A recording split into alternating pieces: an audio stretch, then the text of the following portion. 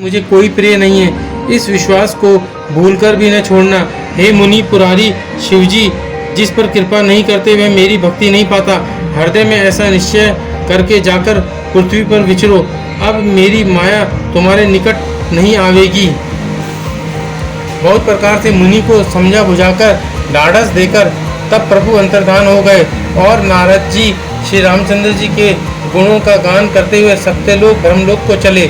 शिवजी के गणों ने जब मुनि को मोह रहित और मन में बहुत प्रसन्न होकर मार्ग में जाते हुए देखा, तब वे अत्यंत भयभीत होकर नारद जी के पास आए और उनके चरण पकड़कर दीन वचन बोले, हे मुनिराज, हम ब्राह्मण नहीं हैं, शिवजी के गण हैं। हमने बड़ा अपराध किया जिसका फल हमने पा लिया। हे कृपालु, अब शाप दूर करने की कृपा कीजिए। तीनों पर दया करने वाले नारद जी ने कहा, तुम दोनों जाकर राक्षस हो, तुम्हें महान ऐश्वर्य, तेज और बल की प्राप्ति हो।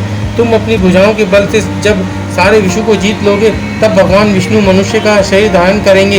युद्ध में श्री हरि के हाथ से तुम्हारी मृत्यु होगी, जिससे तुम मुक्त हो जाओगे और फिर संसार में जन्म नहीं लोगे। वे दोनों मुनि के चरणों में सिर नवाकर चले और समय पाकर राक्षस हुए। देवताओं को प्रसन्न करने वाले, सज्जनों को सुख देने वाले और पृथ्वी का भार हरण करने वाले भगवान ने एक कल्प में इसी कारण मनुष्य का अवतार लिया था। इस प्रकार भगवान के अनेकों सुंदर, सुखदायक और अलौकिक जन्म और कर्म हैं। प्रत्येक कल्प में जब जब भगवान अवतार लेते हैं और नाना प्रकार की सुंदर लीलाएं करते हैं, तब तब मुनीश्वरों ने परम पवित्र काव्य रचना करके उनकी कथाओं का गान किया और भांति भांति के अनुपम प्रसंगों का वर्णन किया, जिनको सुनकर समझदार विवेकी लोग आश्चर्य नहीं करते।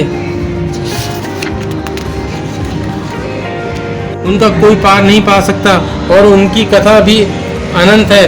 सब संत लोग उसे बहुत प्रकार से कहते सुनते हैं। श्री रामचंद्र जी के सुंदर चरित्र करोड़ कल्पों में भी गाए नहीं जा सकते। शिव जी कहते हैं कि हे पार्वती, मैंने यह बतलाने के लिए इस प्रसंग को कहा है कि ज्ञानी मुनि भी भगवान की माया से मोहित हो जाते हैं। प्रभु कौतकी हैं और शरणागत का हित करने वाले हैं। वे सेवा करने में बहुत सुलभ हैं और सब दुखों के हरने वाले हैं। देवता, मनुष्य और मुनियों में ऐसा कोई नहीं है जिसे भगवान की महान बलवती माया मोहित न कर दे। मन में ऐसा विचार कर उस महामाया के स्वामी श्री भगवान का भजन करना चाहिए। हे गिरिराज कुमारी, अब भगवान के अवतार का वह दूसरा कारण सुनो।